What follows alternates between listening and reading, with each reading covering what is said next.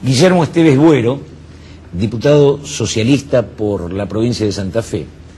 Socialista en esta etapa, donde parece que todos quieren ser liberales.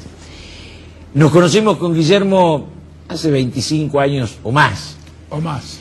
Y si yo tuviera que elegir una coherencia de militante político y de constructor político, creo que Guillermo sería un excelente ejemplo. Un hombre que en una debacle del socialismo, como la tenía la democracia cristiana argentina, fue construyendo con jóvenes una fuerza política con raíz universitaria que en Santa Fe fue tomando auge, tomando fuerza, y que hoy tiene 3 diputados nacionales, el ex fiscal Molinas, Alfredo Bravo y Guillermo Esteves Buero. Guillermo, ¿cómo se siente uno siendo socialista en este momento del devenir de la historia? Bueno, yo creo que con un gran compromiso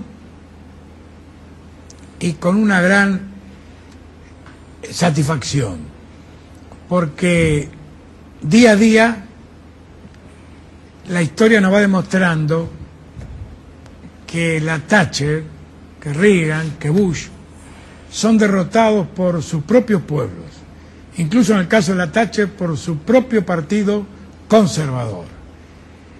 Esta es la demostración, creo yo, insospechable de que el capitalismo salvaje no es viable técnicamente y mucho menos éticamente, y que hay una vida en sociedad donde hay que primar la solidaridad, que no es el etatismo planificado con que soñamos los socialistas a fines del siglo pasado o a principios de este siglo. Las diversas experiencias demostraron que eso no podía ser, que hay que dejar un ámbito a la iniciativa individual, particularísima de cada hombre, que hay que permitir el funcionamiento de una economía de mercado. Esto es innegable ante la historia presente de la humanidad, en el futuro veremos, pero acompañar esto de un Estado transparente, eficiente, participativo, que garantice la existencia de la solidaridad frente al hombre, frente a la familia, frente a los valores trascendentes.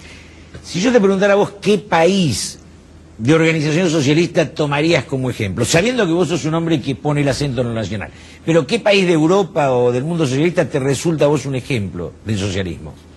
Yo diría que ninguno. En Europa podemos hacer una gran diferenciación entre los partidos donde el socialismo tiene una existencia primordialmente orgánica y otros que tienen una existencia primordialmente grupal o de líderes. En lo orgánico, yo pondría a Suecia, a Noruega, a Alemania, intermedia Inglaterra, y de líderes Italia, España, Francia. Mi temperamento, quizás herencia de Juan B. Justo, nos gusta lo orgánico. Más que el personalismo. Más que el personalismo. Quizás estemos a años luz de poder lograrlo en nuestra tierra o en lo latino, incluso. Pero esto tiene menos avances y retrocesos. Ha habido gigantes, como Willy Brandt, dentro de la expresión orgánica. Esto no está en contra de la existencia de personas y de gigantes, como lo ha sido él. Esta es la única diferenciación, pero entre lo orgánico europeo o lo menos orgánico y más grupal europeo en el campo socialista y nosotros, existe una diferencia sideral. Yo no reniego a nuestras raíces latinoamericanas, no reniego a nuestras raíces del sur, me siento integrante de la mayoría de la humanidad del hemisferio sur y siento que mi tiempo está por venir y no que pasó.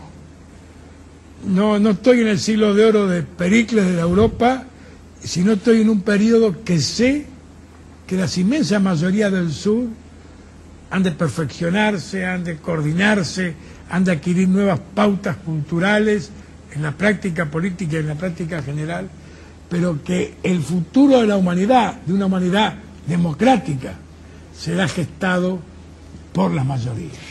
En la Argentina fue difícil encontrar socialistas con acento nacional.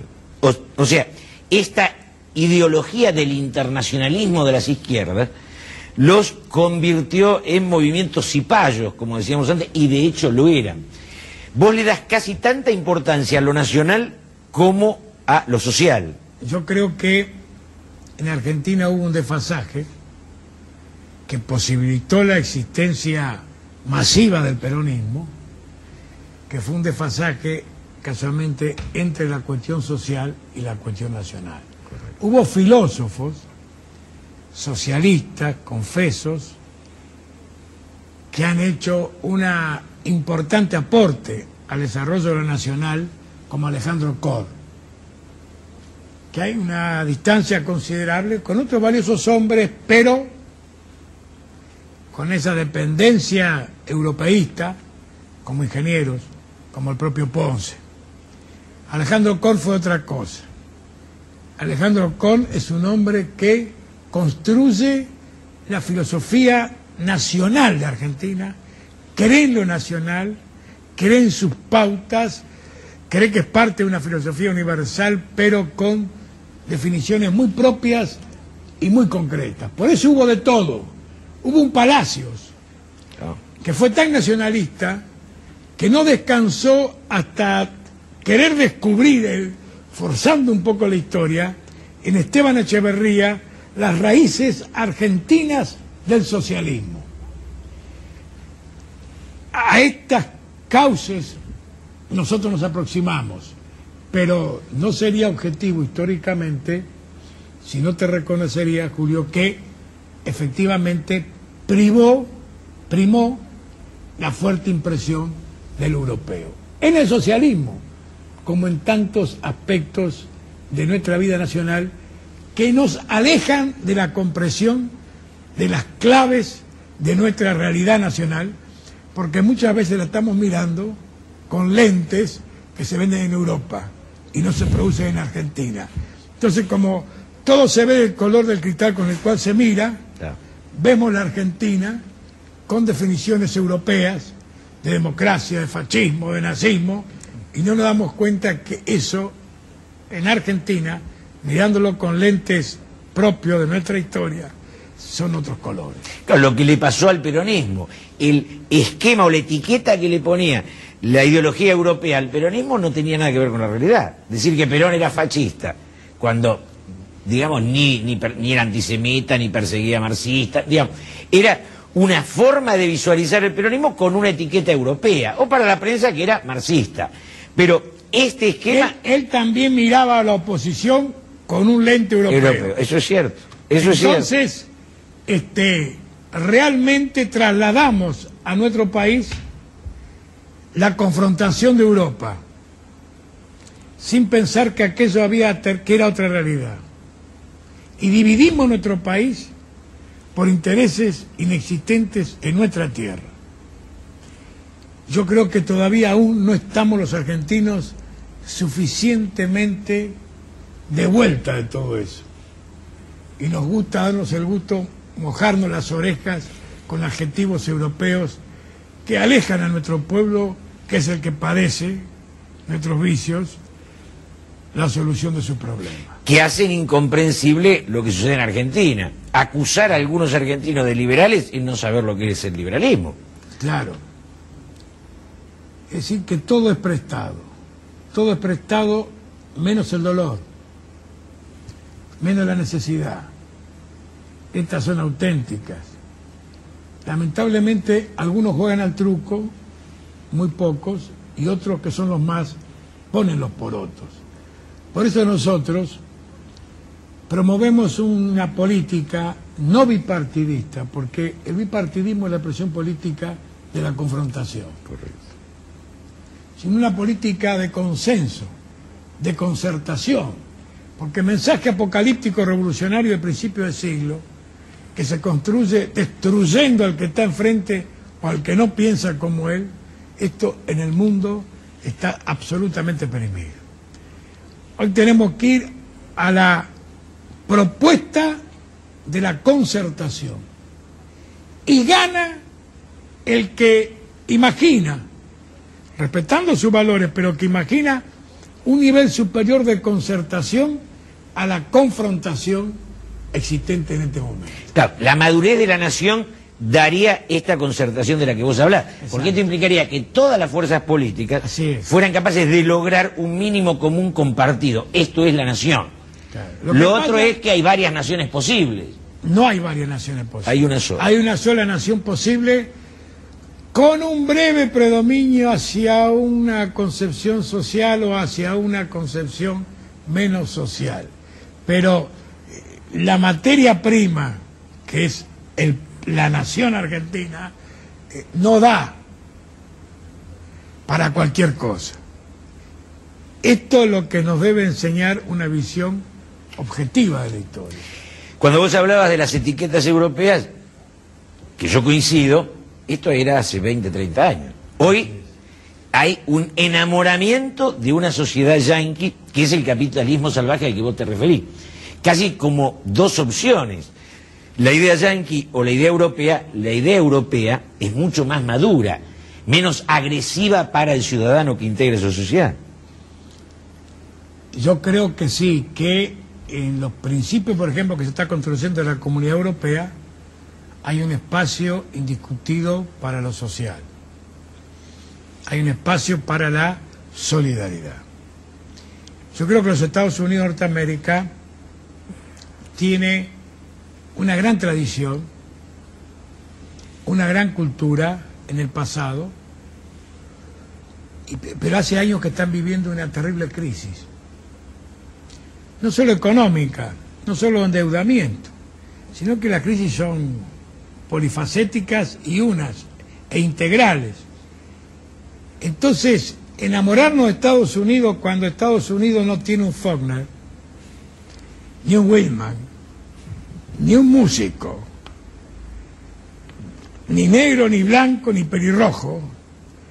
Entonces, cuando estamos frente a los índices más altos de criminalidad, de drogadicción, de anormalidad en una sociedad que vive como tantas sociedades, esto no es un atributo de Estados Unidos, crítico, tomar ese modelo me parece que es renunciar a lo nuestro por cobardía, por no tener el coraje de enfrentarnos con lo nuestro, con todos nuestros problemas y decir, a pesar de todo, nosotros podemos salir con nuestras respuestas, que no es el aislacionismo, que es la interdependencia del mundo innegable, que no es no querer la integración con países vecinos, que no es un proyecto de negar el Mercosur, pero de darle a todas esas cosas nuestro contenido.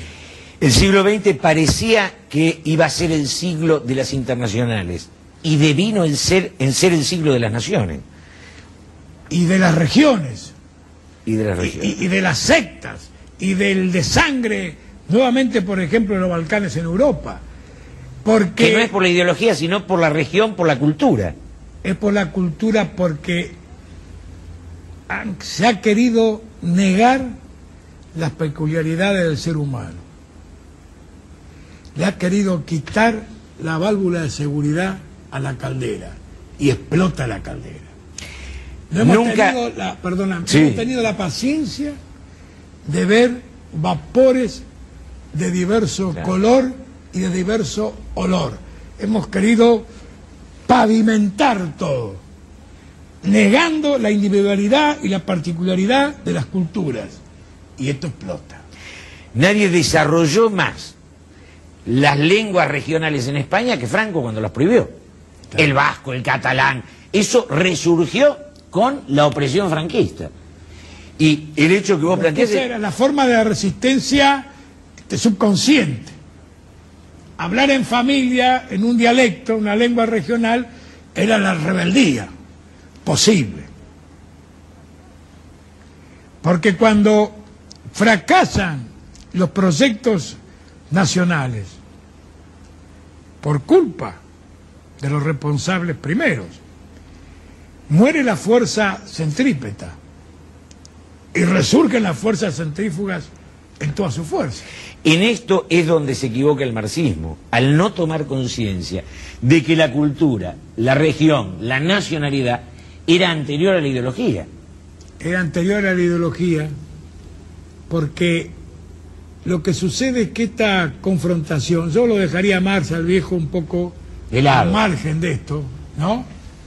Porque hubo esbirros como Stalin que no tiene nada que ver en el dilema. Entonces acá se pensó que era un problema de confrontación, no reconociendo que siempre el adversario tiene parte de la razón y que solamente vos comprenderás la totalidad en la medida que reconozcas esa razón y le des una respuesta a esa razón. Entonces se planteó la lucha de un sector social contra el otro, pero después del partido sobre el sector social y de la camarilla sobre el partido, y se partió de la negación de los derechos de la inmensa generalidad. Por eso el muro no lo volteó nadie más que los errores en la construcción de una alternativa. Y a Cuba le va a pasar lo mismo. Yo creo que peligrosamente y lamentablemente como latinoamericano, si no se flexibiliza Fidel, si Fidel entiende de que los tiempos históricos pueden ser inmutables, en vez de quedar como una gesta heroica, inolvidable para toda la América Latina y el mundo, del pueblo cubano, va a quedar como una obstinación, una dictadura más, derrotada por los tiempos. Pero el problema de Cuba es un problema de los cubanos, y el problema de los cubanos es un problema de Fidel, porque Fidel sigue teniendo una inmensa aceptación por gran parte, yo te diría por la mayoría del pueblo cubano. Y si él no da ese paso, nadie puede precipitar ese paso dentro de Cuba sin ir a una carnicería, que nosotros no deseamos, no vaticinamos ni apoyaremos en ninguna instancia. ¿Cuáles serían hoy los elementos centrales de un pensamiento socialista en Argentina? La participación popular. La participación popular. El socialismo no es una cuota de beneficio, sino que debe transformarse en una cuota de democracia. Si la gente decide realmente, si se bajan los niveles de decisión, si se bajan los niveles de contralor, si el hombre común decide, el usuario decide, el consumidor decide, el barrio decide, estamos en el sendero del socialismo, que en cada país será lo que esa gente piense democráticamente y no lo que un iluminado dirigente diseñe en una escuela de cuadros, al margen de la comprensión y la voluntad de la gente. La gente dirá cuál es el camino de la solidaridad. La gente dirá cuál es la solidaridad que quiere. Y esto debemos entendernos, que no sea tramposo, que sea real. Y este es el socialismo posible y deseable para nuestro país. Desde esta idea tuya, el gobierno tendría que apostar a lo mejor de la sociedad y no como en este... Ya, vos planteás la solidaridad, el liberalismo actual plantea la competencia. Esto es que vos intentás apostar a lo mejor del argentino, y apostar a la ambición es apostar a lo peor, aunque rinda en lo cotidiano. O no, o quizás sea un rinde de muy corto plazo, porque al apostar a lo menor, a la competencia, al afán de lucro, apostamos a todos valores intrascendentes, que no se prolongan en el tiempo. Yo tengo que apostar a un país que es la media de los que habitamos este país. Y para posibilitar ese país tengo que generalizar la democracia, terminar con la dedocracia, terminar con los iluminados y decirle acá existe iluminado, no apunta a nadie, existe iluminado en todos los niveles acá. Acá son iluminados los dirigentes de los partidos, los futbolistas, los entrenadores. Estamos en un mundo de iluminados, de fundamentalistas. Todos tienen en la manga la solución de todos los problemas. Y esto quiere decir que nadie los tiene y que son todos una gran cuota de ignorancia. Porque el que se cree que él tiene la solución de los problemas, la solución nace del diálogo, del consenso, de la concertación. Pero aquí, cuando uno gana, el otro pide concertación. Y cuando gana el otro, ya no la da, sino que la pide porque se cree que tiene la solución. Y por eso vamos los argentinos como vamos. Si tuviéramos más nociones de nuestras limitaciones de cada sector, de cada cuadro, de cada uno, y nos sentáramos a una mesa y decir, bueno, ¿cómo sacamos esto adelante? Sería distinto. Es un país posible, Argentina, y un gran país. Con Guillermo Esteves Buero, diputado socialista, discutiendo dos temas. Uno, ¿qué es el socialismo? ¿Qué es la solidaridad? Y el otro, un poco, ¿en qué situación estamos de la crisis política que tiene la Argentina? Guillermo, para vos, la situación actual del radicalismo, del peronismo, de la izquierda, de la derecha, ¿es una crisis momentánea, pasajera, o es una situación que va a durar bastante tiempo? Bueno, yo soy optimista. Espero que la crisis sea y será pasajera. Acá la crisis para mí está determinada por el agotamiento de una propuesta, por el agotamiento de un proyecto. Porque con objetividad... Del proyecto economicista, diría vos. De un proyecto de nación. Economicista hay, cada economista te alcanza un proyecto. Pero esto no se articula si no es dentro de un proyecto nacional, que es algo mucho más global. El justicialismo nace con un proyecto muy definido. Ahí está escrito. Primer plan quinquenal. Ahí está escrita la Constitución del 49. Son cosas muy concretas. Es una fuerza donde la interna tiene una limitada posibilidad, porque hay algo mancomún que une, que es la adhesión al proyecto. El radicalismo con Irigoyen tiene su proyecto. Existen matices, pero también relativos, porque hay la adhesión a un proyecto, a un estilo. Eso se acabó. Esto queda perimido en el tiempo, porque los tiempos cambian. Estos proyectos necesitan adecuaciones o reemplazos por otros proyectos. Esto no se opera, objetivamente lo creo, en ninguno de los dos grandes partidos.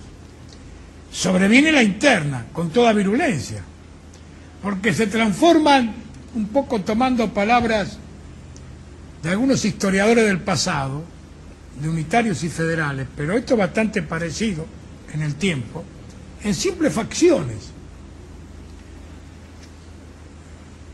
que apuntan a tomar el poder. Y claro, y dentro de las facciones cada grupo quiere tener un mayor porcentaje de poder. Ahora, la clase política de hoy carece de dos cosas: de pensamiento, de coherencia ideológica y de capacidad intelectual. El personaje que hoy triunfa... Yo no diría la clase política, porque yo creo que la clase política refleja al país. Refleja al país. Nosotros, en parte por algunas cosas que hablamos antes, somos el país de América Latina. Yo intento haber estudiado prudentemente, limitadamente, en general la realidad de América Latina. Somos el país más complejo, más difícil, No estamos en esta situación de crítica terrible, de crisis, porque el argentino sea tonto, porque tengamos mucha sangre italiana y poco española o viceversa. Estamos, o por culpa de un riojano, porque estas son explicaciones superficiales, tontas, que hemos hecho toda la vida y no nos han arrimado a ninguna solución. Estamos donde estamos porque han convivido en nosotros dos realidades contradictorias totales. Subjetivamente, los sectores más pudientes creyeron que estaban en Europa. Y en la realidad estábamos en América Latina. Y tienen vigencia las palabras de las obras póstumas del viejo Alberdi. Si querés vivir como inglés o como francés, trabajá y ahorrá como inglés y como francés. Entonces nosotros unimos las dos cosas que son contradictorias. Y hoy, cuando nos creíamos que ya estábamos a nivel de Europa, el cólera nos demuestra que somos más latinoamericanos que nunca, porque tenemos más pobreza que nunca. Y nuestras villas miserias, para quienes las recorremos, vemos con profunda preocupación que se van favelizando, que la milla de aquellos criollos pobres de hace 10 años va siendo reemplazada por una villa en donde corre la droga, corre la degradación, corre la corrupción, y ya no son humildes casas de gente humilde, sino suburbios. Qué paradoja, ¿no?, que se hable del ingreso de la Argentina al primer mundo en el momento en que nuestra sociedad más baja su nivel de vida, su nivel de solidaridad, su riqueza humana. Yo creo que esto es quizá no sea una paradoja, ¿no? Quizás sea, diría algún psicoanalista, la expresión subconsciente de negar el drama propio, escaparnos del drama propio, por no afrontarlo, que es mucho más complejo. Di Tella vive en el primer mundo. Yo no sé si vive en el primer mundo. Lo que yo sé es que hay un diálogo norte-sur que está quebrado. Lo que yo sé es que hay una interdependencia cada vez mayor, pero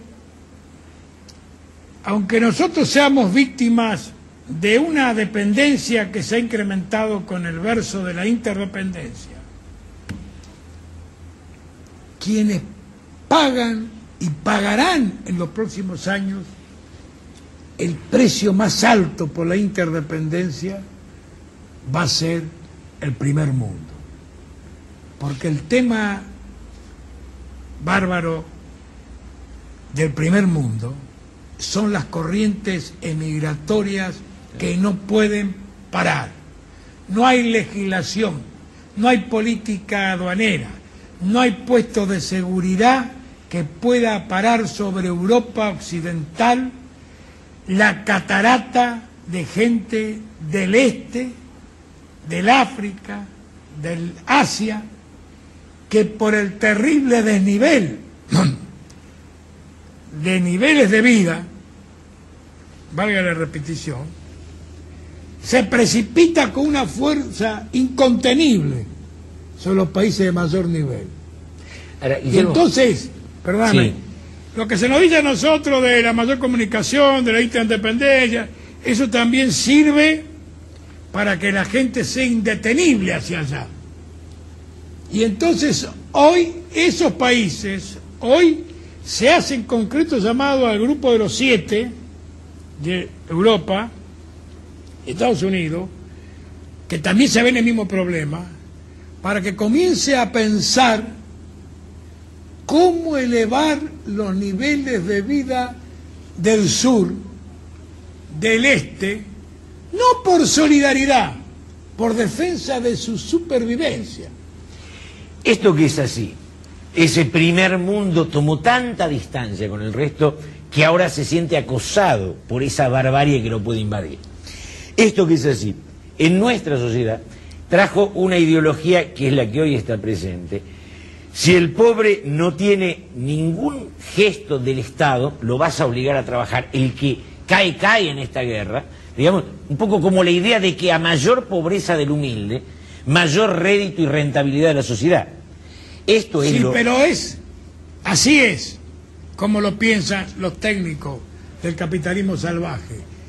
Lo que ellos no saben, no son conscientes o tratan de cerrar los ojos de que esa sociedad es invivible, porque esa sociedad no le garantiza el futuro de sus hijos, no le garantiza la seguridad.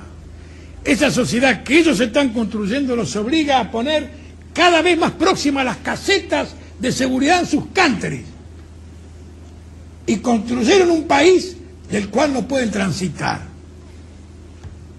Y cuando tienen todo, se dieron cuenta, o se darán cuenta sus más lúcidos, que no tienen nada.